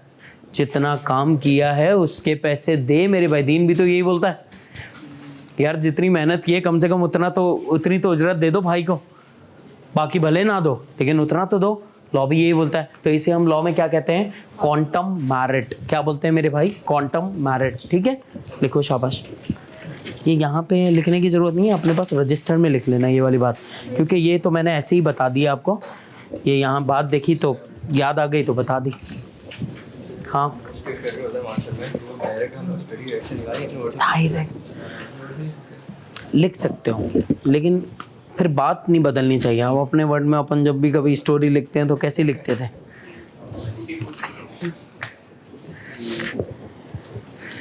समझ आया? हाँ हाँ, अभी बताऊंगा ना मेन्यू अगले दिन का मेन्यू तो अब बताऊंगा ना जाते हुए। मेन्यू की बात। हाँ इस तो तुम कौन है बे यार? तो क्या समझा आज बिरयानी है लंगर में? अबे यार ये भाई समझा बीफ की लंगर में आज बिरयानी है मेन्यू में। चिकन टिक्के, चिकन बिरयानी। अच्छा जी, टिक्का बिरयानी। बात समझ आ रही है? आसान लग रहा है? सर ऐसा पेपर है तो मतलब ये तो क्या हमारे को देखना ही नहीं है। अभी रुको तो जिंदगी बाकी है भाई। अच्छा जी, question number 8। How and on what ground proposal stands revoked? Mike down. Condition पूरी नहीं हुई, और revocation, rejection, lapse of time. ये मैं क्यों बता रहा हूं? आप लोग बताएंगे। सब्सिक्वेंट इलीगल, ये काउंटर ऑफर, ये सारी चीजें आप बताएंगे, मैं नहीं बताऊंगा। हाँ वेरी गुड, याद आ रहा है? जल्दी बताओ, भूल गए भाई? बता। Very good. Rejection, revocation, time lapse, very good. non-fulfillment counter offer, non fulfilment of. याद आ रहा है? ये सारी बातें यहाँ पे लिखनी है जी। तो इसमें 3 अगर देंगे क्या? कितने देने चाहिए हमें इसमें एग्जाम्पल? एक मिनट ना, 4 मार्क्स का है ना? नहीं 4 मार्क्स का है, नीचे वाला 3 मार्क्स का है। 4 मार्क्स का है, सामने लिखा है ना 4 मार्क्स का है ना भाई। कम से कम आपको 4 हेडिंगें तो लिखनी ही लिखनी है। लेकिन सर एग्जामिनर ने दिमाग में सोचा होगा यार नहीं 5 का ना फिगर सही बनेगा, 5 बच्चा लिखेगा। अब आपने अगर कम लिख दी तो मार्क्स कटेंगे, लेकिन आपने अगर 6 लिख दी और एग्जामिनर को लगा बहुत ज्यादा लिख दिया तो क्या नेगेटिव मार्किंग होगी? तो क्या करना चाहिए? ज्यादा लिख दो। कम लिख के पछताने से अच्छा क्या है? ज्यादा लिख के पछताना नहीं है। खुशी मिलेगी ना यार जिंदगी में बाद में, ठीक है ना ब्रदर? लेकिन वैसे 4 सफिशिएंट है, ठीक है भाई जी। इसके बाद what is the time limit after which a proposal can not be revoked? After acceptance. Acceptance के बाद अब आप रिवोक नहीं कर सकते हैं भाई। रिवोक आप कब कर सकते हैं? पहले पहले तो कर सकते हैं, लेकिन एक्सेप्टेंस के बाद आप कभी भी रिवोक नहीं कर सकते। यस और no? Refer study text direct लिख दिया भैया, स्टडी टेक्स्ट फुल रट्टा रट्टा। स्टडी टेक्स्ट का मतलब भैया डायरेक्ट हमारे नोट्स में, हमारे बुकलेट में जाओ, वहां से उठाओ आंसर, खत्म कहानी। Differentiate between an offer and an invitation to offer. पता है? सब के सब एक एक फर्क बताएंगे। जी भाई स्टार्ट। ऑफर में आप डायरेक्टली उसको अप्रोच करके अपनी ऑफर उसको बता रहे होते हो, और इनविटेशन टू ऑफर में आपसे इनवाइट करते हो तो मुझे आपका ऑफर दो ऑप्शन। Very good. ऑफर में दो चीजें होती हैं और इनविटेशन में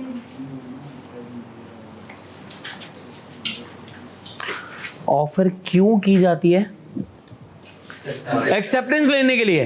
और इनविटेशन क्यों दिया जाता है? ऑफर लेने के लिए। सर ऑफर के अंदर लीगल कॉन्सिक्वेंसेस होते हैं। इनविटेशन में लीगल कौन से? जर्मन वाली एग्जांपल, जर्मनी वाली याद आ रहा है? लिख देंगे। और कुछ एग्जांपल्स तो बताओ यार जरा इनविटेशन टू ऑफर की। ये भाई मेरा बता रहा है। ऑक्शन की और display of goods, advertisement. Very good, done हो गया, जबरदस्त। ये भी मैंने लिख दिया है नोट्स। जाओ नोट्स से छापना है डायरेक्ट, वहीं का उठा के कॉपी पेस्ट करना है, कुछ भी नहीं करना। अब भाई सवाल सिनेरियो बेस्ड क्वेश्चन है। केस स्टडी जब भी होगी ना, आप थोड़े से अटेंटिव हो जाएंगे। X offered the post of accountant to Y to discuss the matter with his parents and convey his decision to X by the end of the week. X ने ऑफर की Y को कि तुम अपने parents से हैं? X offered the post of accountant to Y. अगर हो भी तो क्या फर्क पड़ता है? कॉमा है ना? हाँ। Y to discuss the matter with his parents, कि तुम ये मैटर किससे डिस्कस कर लो? अपने मम्मी पापा से डिस्कस करो। and convey his decision to X, और फिर अपना फैसला मुझे क्या कर देना? बता देना, यानी X को बता देना। ठीक हो गया। by the end of the week, इस हफ्ते के आखिर में। पहले मैं आपको एक सवाल पूछूं, सर क्या उस टाइम पीरियड से पहले मैं अपनी ऑफर वापस ले सकता हूँ? ले सकता हूँ। आपको ये बात पता है? सर लेकिन मैंने एक हफ्ता दिया हुआ है, क्या फिर भी वापस ले सकता हूँ? फिर भी वापस ले सकते हैं। जबरदस्त, ठीक हो गया। अच्छा अब जरा सुने। At the end of the week Y resign from his present job. ओहो, मिस्टर वाई ने अपनी प्रेजेंट जहां जॉब कर रहा था वहां पे क्या कर दिया? रिजाइन दे दिया, रेजिग्नेशन दे दी। बोला भैया जाओ, मेरे को जरूरत ही नहीं आपकी। From his present job and went to X, signify, communicate कर दिया अपनी acceptance of the offer, but was told that the post has been given to another person. हाँ, अब जरा सोचें हुआ क्या? भाई के साथ गलत हो। अच्छा पहले तो मैं आपसे सवालात पूछ रहा हूं, कितने लोग ऐसे हैं जो ये समझते हैं कि सर X ने कुछ भी गलत नहीं किया? Okay, very good. जवाब सबने देना। और जितने लोग ये बोले हमारे को पता ही नहीं, ये वाले लोग नहीं चाहिए क्लास में। मतलब आपका कोई ना कोई जवाब होना चाहिए। और कितने लोग कहते हैं सर वाई अपनी जगह पर बिल्कुल ठीक है, वाई को डैमेजेस और कंपनसेशन मिलनी चाहिए, वो जॉब छोड़ दी यार उसने, गरीब ने। बाकी कहाँ गए? आप लोग कहाँ हो? फिर से पढ़ो सवाल फिर से पढ़ें। कोई बात नहीं, हो सकता है सवाल नहीं समझ आया। देखें एग्जामिनर का दिमाग आपको पढ़ना जरूरी है। सवाल पढ़ो, पता ही है यार बात है। खाली सवाल पढ़ना, आंसर पे नजर गई ना हराम है।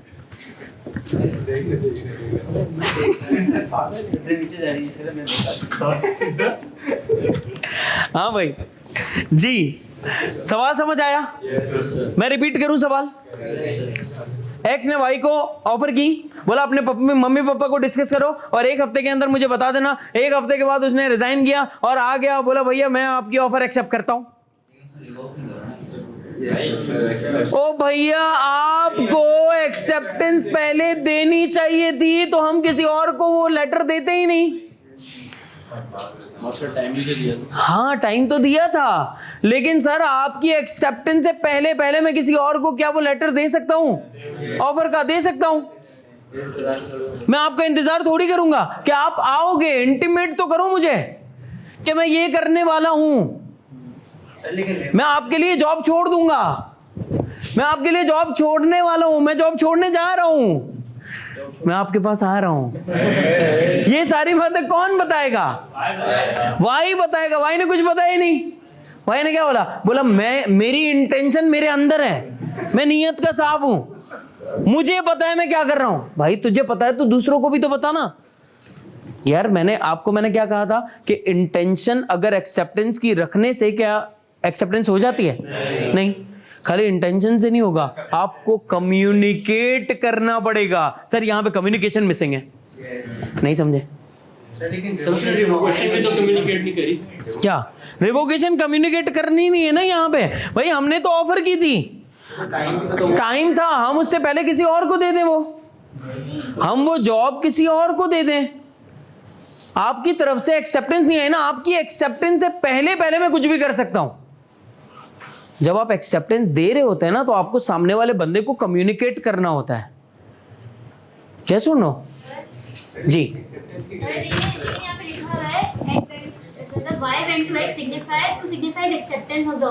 बाद में उससे पहले हम किसी और को दे चुके वो जॉब। हाँ, अच्छा देखो, कुछ चीजें जो कि क्वेश्चन ऑफ फैक्ट हो ना, क्वेश्चन ऑफ फैक्ट, जहां पर कुछ लोग अलग बात लिखेंगे आंसर में, भाई ऐसा ही होगा, कुछ लोग अलग बात लिखेंगे, हो सकता है दोनों की बातें ठीक हो, लेकिन कैसे? आपको बताना होगा, प्रिज्यूम्ड करना होगा, अजम्पशन लेनी होगी कि हम ये सोच रहे हैं कि सर यहां पर वाई को रिवोकेशन भेज देनी चाहिए थी ताकि वो आई ना। यस और नो? और बाकी लोग क्या लिखेंगे जो ये कहते हैं कि भाई ठीक है कम्युनिकेशन करनी चाहिए थी एक्स को जॉब छोड़ने से पहले? तो वो क्या बताएंगे कि हम ये अज्यूम कर रहे हैं कि सर एक्स ने पहले नहीं बताया, तो इस वजह से हमने वो जॉब उठा के किसी और को दे दी। इसका इंतजार थोड़ी करेंगे कि एक हफ्ता गुजर जाए फिर अगला बंदा तलाश करेंगे। कॉमन सेंस सोचें यार। मैंने आपसे कहा कि यार मेरे पास एक जॉब वैकेंसी है, क्या आप मेरे पास जॉब करेंगे? मैंने आपसे कहा आपके पास एक हफ्ता है इसको आंसर करने के लिए। अब सर जब आपके पास एक हफ्ता हो इसको आंसर करने के लिए तो फारिग हो गया। मैंने आपसे कहा कि यार आपके पास एक हफ्ता है, सुनना मैं नहीं देख रहा हूं, क्या किसको देख रहा है यार? यहां से देखना, कैमरे की आंख से क्यों देख रहा है? मीडिया पर्सन थोड़ी हूं। तो अब सर अगर मैं आपसे ये कहूं कि मेरे पास एक जॉब है और आप मुझे एक वीक के अंदर इस जॉब का आंसर कर देना, अब सर क्या मैं पूरा हफ्ता खाली आपका इंतजार करूं, किसी और को ऑफर ही नहीं करूंगा? करूंगा ना यार। अगर आपको मुझे एक्सेप्टेंस देनी है तो सर आप मुझे अपनी एक्सेप्टेंस देंगे, लेकिन इन बिटवीन में पूरा हफ्ता एक का इंतजार करूं, आंसर ही नहीं आया, फिर मैं अगला हफ्ता किसी दूसरे को ऑफर करके उसका इंतजार करूं। कॉमन सेंस से हटके नहीं हो जाएगी थोड़ी सी बात? लेकिन आप अगर आप ये समझते हैं तो आप प्रिजम्पशन लिखेंगे कि हमारे हिसाब से ये होना चाहिए। सर आंसर दोनों का ठीक होगा अगर आपने प्रॉपर्ली चीज को बता दिया है। यस और नो? फिर से सवाल पढ़ लेते हैं एक बार। X offered the post of accountant to Y to discuss the matter with his parents and convey his decision to X by the end of the week. At the end of the week, Y resigned from his present job and went to X signify his acceptance of the offer, but was told that the post has been given to another person. What remedy is available to Y? Remedy मतलब क्या क्या solutions क्या क्या available है Y के पास? जी हदीद। Under the contract at 1872, there is a legal rule that in case offeree wants to revoke his revoke his offer, he needs to duly communicate the same to the acceptor. As per the rule, revocation is completed when it comes to the knowledge of acceptor. ठीक है, अब ये बात इनके हिसाब से है। ठीक, आगे In the given scenario, it is apparent that X was unable to communicate the revocation of his offer accurately, and Y accepted the same within the stipulated time.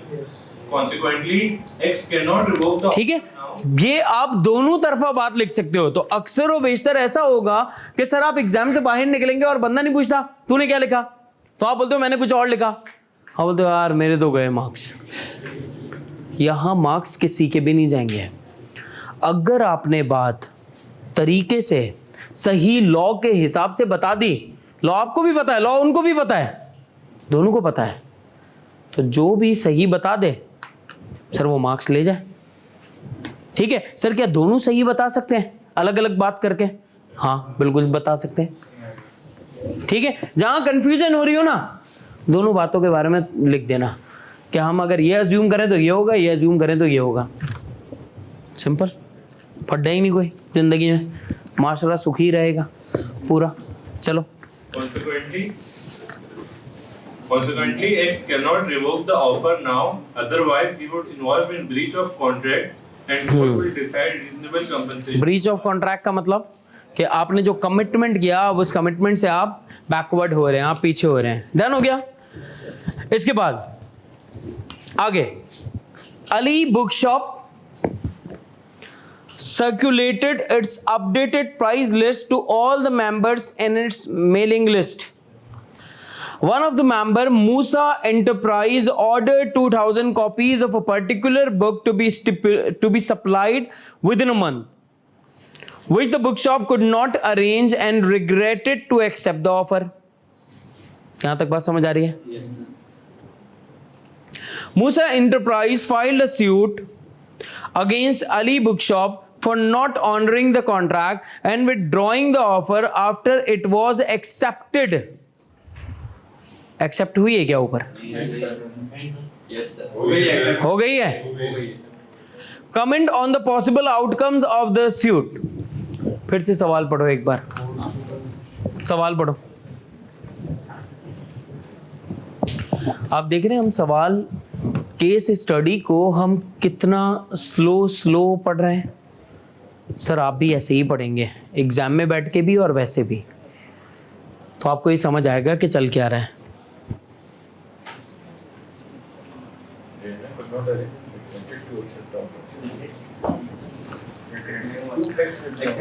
पहले तो ये बता दें कि सर ये एक्सेप्टेंस हो भी सकती है या नहीं,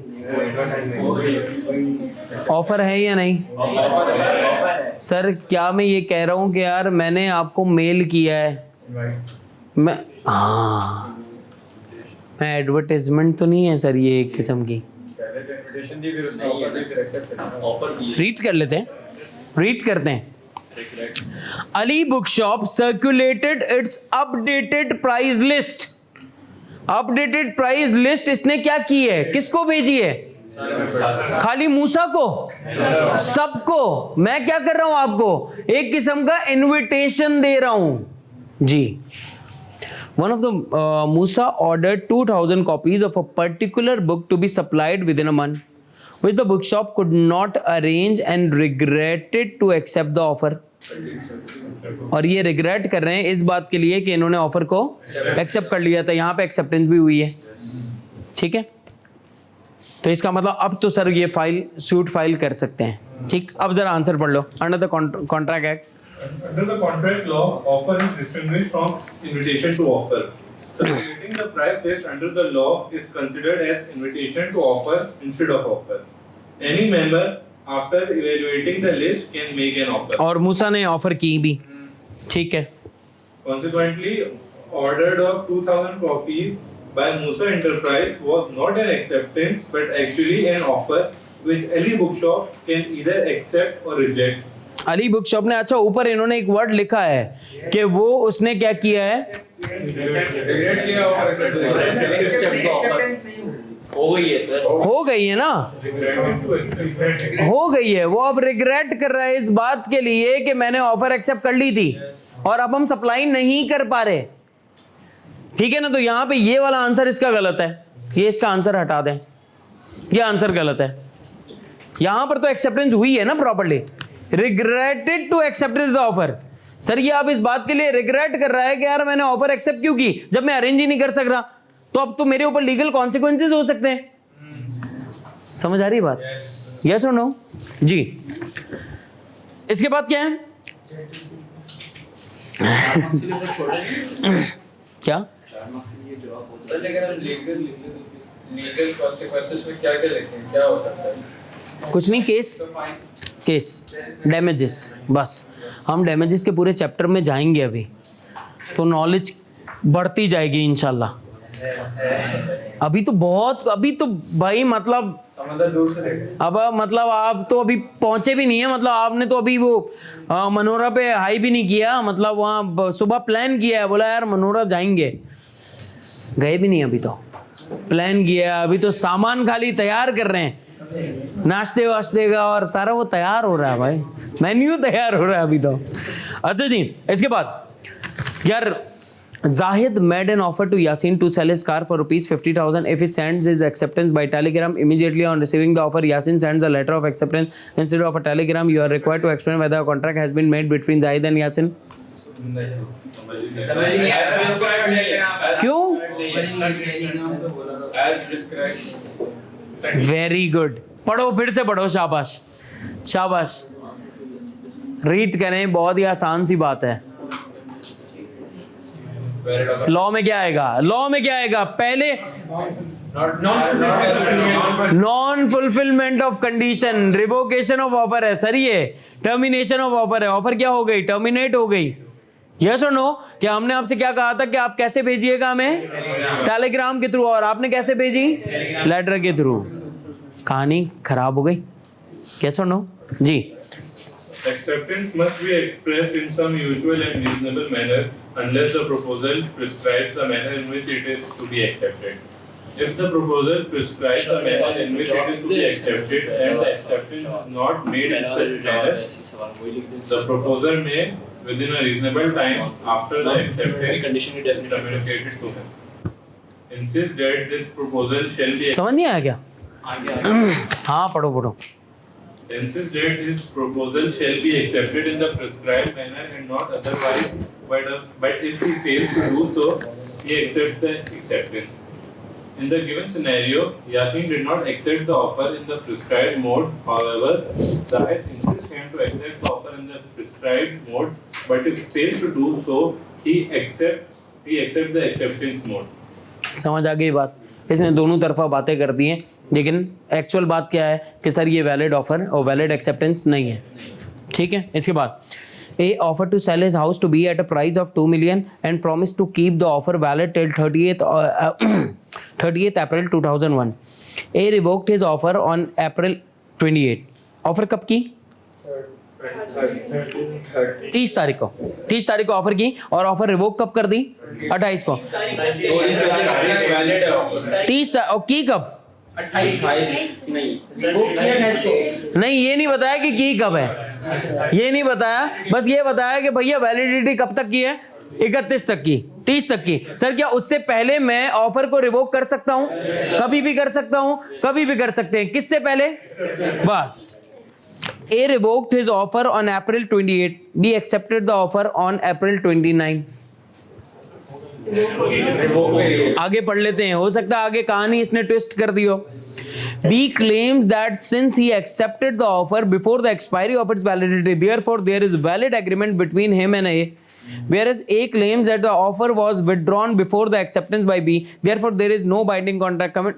अब आप देख रहे हैं सारी बातें हमारी एग्जाम्पल से हैं यहाँ पर। इसका मतलब इंपॉर्टेंट चीज क्या थी? एग्जाम्पल जो आपको मैं बता रहा था ना, आपको लग रहा था क्या तफरीबाजी कर रहा है यार। तफरीबाजी नहीं थी वो, एक्चुअली आपको इस तरह के केसेस के लिए प्रिपेयर करवा रहा था। वो अगर आपने एग्जाम्पल्स अपने पास लिख ली हैं तो आप समझ जाए इंशाल्लाह आपको प्रॉब्लम नहीं होगा। आपको पढ़ते ही पता लग जाएगा भाई ये बात सर ने की थी, यहाँ पे कुछ सेम बात तो नहीं होगी, लेकिन उससे मिलती जुलती कहीं ना कहीं कोई ऐसी बात होगी आपको लगेगा यार नहीं ये बात डिस्कस हुई भी है हमारी पहले। डन है? खत्म कहाँ हुआ है? अभी तो है। अच्छा Number 14. Ahmed of Lahore offered by letter to sell some specific property to Babar at Karachi for rupees 1 million. भाई लेटर वाली बात आ रही है, कुछ पोस्टल रूल है शायद, तारीखें लिखी भी होंगी ज़्यादा से ज़्यादा. हमें communication of offer, communication of acceptance और कम्युनिकेशन ऑफ रिवोकेशन और communication of revocation by offer और एक्सेप्टेंस. ठीक है, अब आके पहले रिक्वायरमेंट देख लेते हैं यार, बोलना क्या चाहते हो हमसे, चाहते क्या हो ना. ठीक है, how the contract would affect if Ahmed post a letter of revocation on 6th April which reaches Babar on 10th April. Babar dispatch a telegram cancelling acceptance which reaches Ahmed. ये मेरे ख्याल से ना सिर्फ हमसे पूछना चाह रहा है रिवोकेशन के बारे में. जरा करते हैं बात, ऊपर से जरा पढ़ते हैं. Ahmed of Lahore offered by letter to sell some specific property to Babar at Karachi for rupees 1 million. कितने की बेच रहा है? The letter of offer was posted on 1st April. 1 अप्रैल को लेटर भैया निकल गया हमारे पास है. विच रीच्ड बाबर ऑन 5 अप्रैल को भैया आपके पास पहुंच गया. Babar posted his letter of an acceptance on April 7. इसका मतलब कि भैया 7th के बाद अहमद जो है वो बाउंड हो जाएगा. 7th को अहमद बाउंड है, अहमद अब रिवोक्ड नहीं कर सकता जी. विच रीच्ड अहमद ऑन 11th को, यानी 10 के बाद अहमद ने भी अगर रिजेक्शन या रिवोकेशन भेजी है, अहमद ने नहीं, बाबर ने. अगर बाबर ने 11 के बाद अगर एक्सेप्टेंस पहुंचने के बाद, सर वो अपनी भी रिवोकेशन नहीं भेज सकता. और अगर भेज दी और वो 12 को मिली तो सर बेकार हो गया कहानी जी. पहले सवाल पढ़ लूं, 1 मिनट. सही है, अब जरा यहां देखो. Ahmed post a letter of revocation of offer on 6th April. Ahmed ने कब भेजा? 6 अप्रैल को. Revocation of offer, revocation of offer. और हमने एक्सेप्टेंस कब निकाली? 7 को. और हमने यहां से लेटर ऑफ रिवोकेशन कब निकाला है? 6 को. Which reaches Babar on April 10th, जो कि बाबर के पास कब पहुंचा? 10 को. सर रिवोक्ड हुई या नहीं हुई? हो गई या नहीं हुई? बेटा एक बार सुन लो, यहां पर यहां बात एक बार सुन लें. अहमद ने यहां पे रिवोक्ड अहमद कर रहा है, ऑफरर कर रहा है, बाबर नहीं कर रहा. यहां पे रिवोक कौन कर रहा है? अहमद कर रहा है, बाबर नहीं कर रहा. Sir Ahmed post a letter of revocation of offer. मैंने कब भेजी? 6 को. आपको मिली कब? 10 को. सर हमने लेटर ऑफ एक्सेप्टेंस कब निकाल दिया था? 7 को. तो क्या सर रिवोकेशन हुई है? नहीं हुई, नहीं हुई ना. भले नहीं पहुंचा, वही कल वाली बातें हैं, वही कल वाली बातें हैं, नहीं समझे? सर एक्सेप्टेंस निकलने के बाद अब आपकी रिवोकेशन हमें आधे घंटे बाद भी पहुंच जाए ना तो रिवोकेशन नहीं मानी जाएगी. ये तो 4 दिन के बाद पहुंच रही है आपकी revocation. Sir letter of acceptance 7 अप्रैल को है. ऑफरी का बताया था ये केस.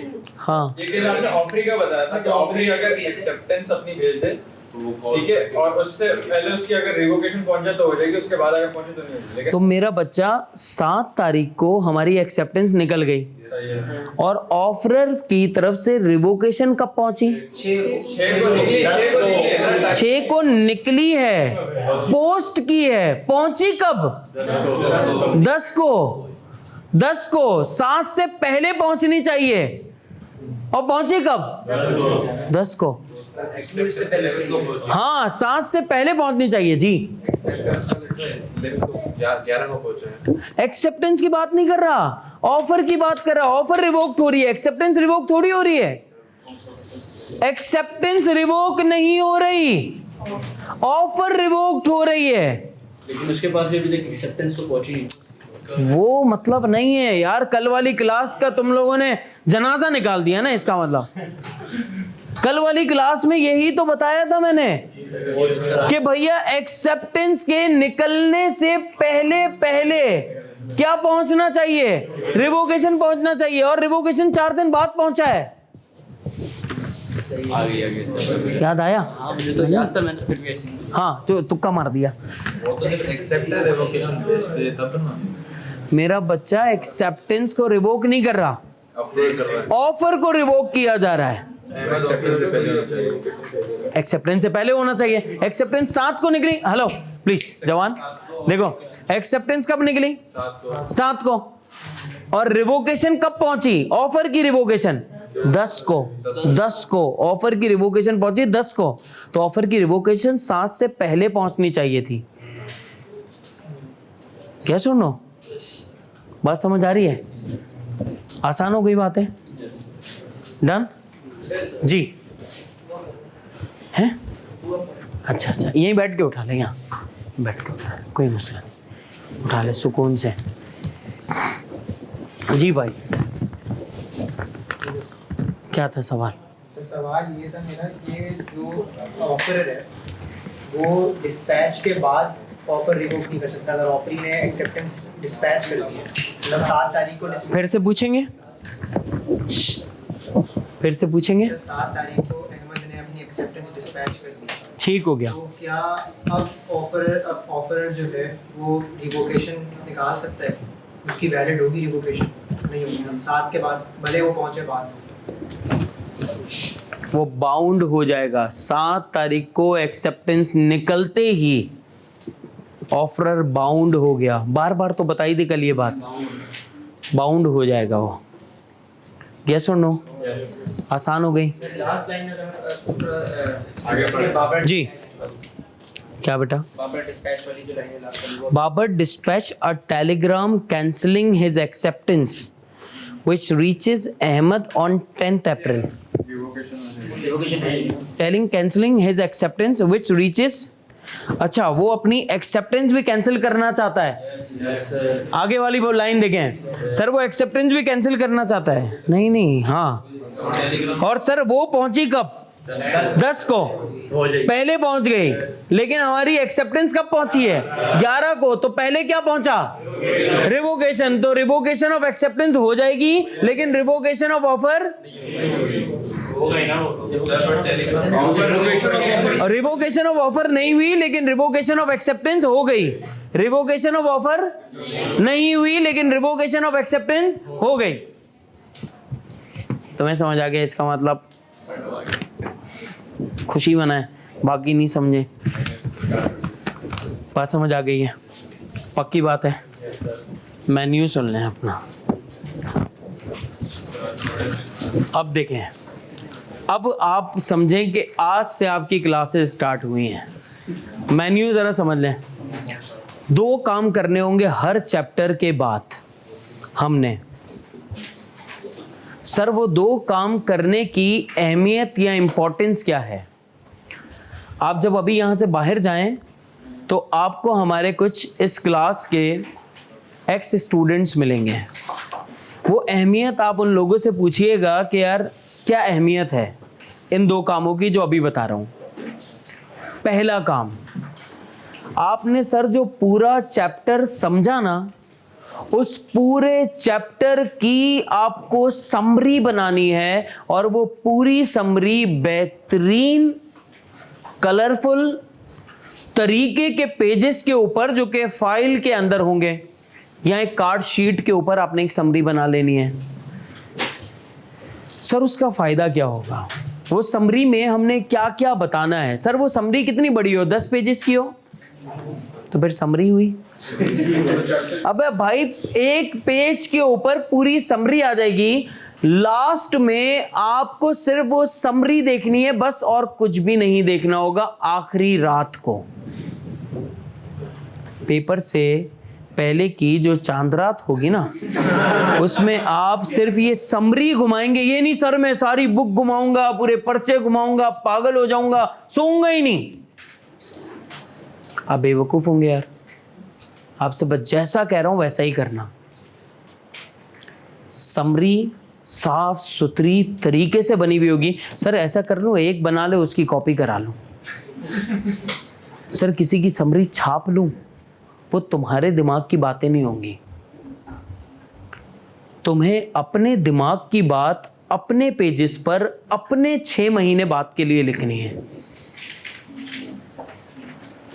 नेक्स्ट क्लास में जब आप आएंगे तो आपके पास एक समरी लिखी हुई होगी, या आप लिख लें कि आपके पास समरी होगी एक।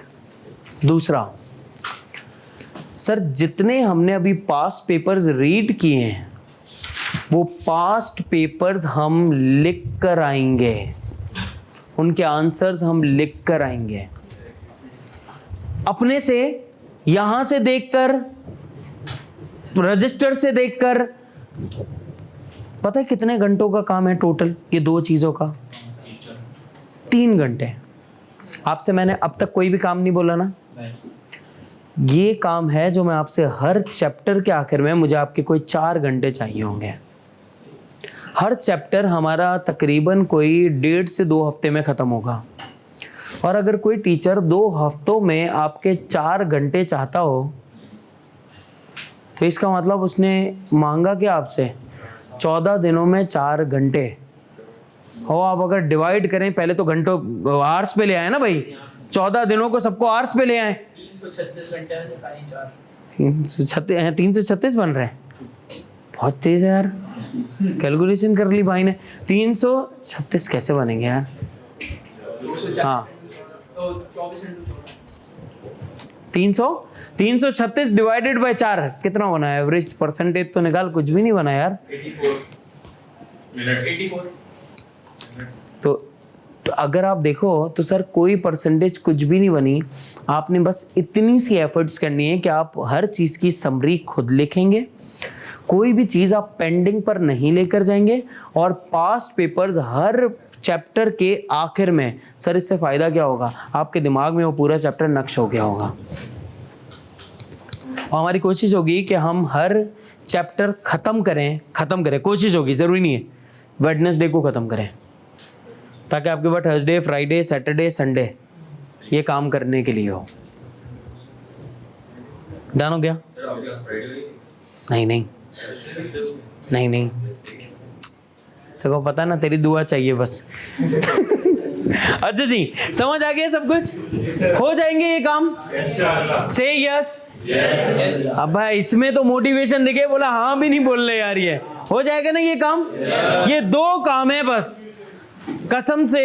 बाकी सारी मेहनत आप मुझ पे छोड़ दें, सिर्फ मुझ पे छोड़ दें। मैं आपसे सिर्फ आपके 4 घंटे इस काम के लिए चाहता हूं, ये काम आपने करना है। हो जाएगा? अभी तो हाँ बोल लो। अगर ये किसी ने बोला पेंडिंग है, मेरा रजिस्टर घर पे है सर, वो मैंने आज ना मैं थका हुआ था, इसकी तबीयत, ड्रामेबाजियां नहीं। तुम्हारे पास तुम्हारा रजिस्टर होना चाहिए जिसमें ये पास्ट पेपर के लिए एक रजिस्टर रख लो, भले छोटा सा, या इसी के लास्ट में एक वो बनाओ, सेपरेटर लगाओ, और उसी के लास्ट में पास्ट पेपर सॉल्व करना स्टार्ट कर दो। कोई टेंशन ही नहीं, चैप्टर वाइज। डन हो गया? हो जाएगा इंशाल्लाह। चलो से अल्हम्दुलिल्लाह, से अगेन अल्हम्दुलिल्लाह। स्टे ब्लेस्ड, अपना ख्याल दुआ में याद। इंशाल्लाह आप लोगों से मंडे को मुलाकात होगी। टिल देन अल्लाह हाफिज।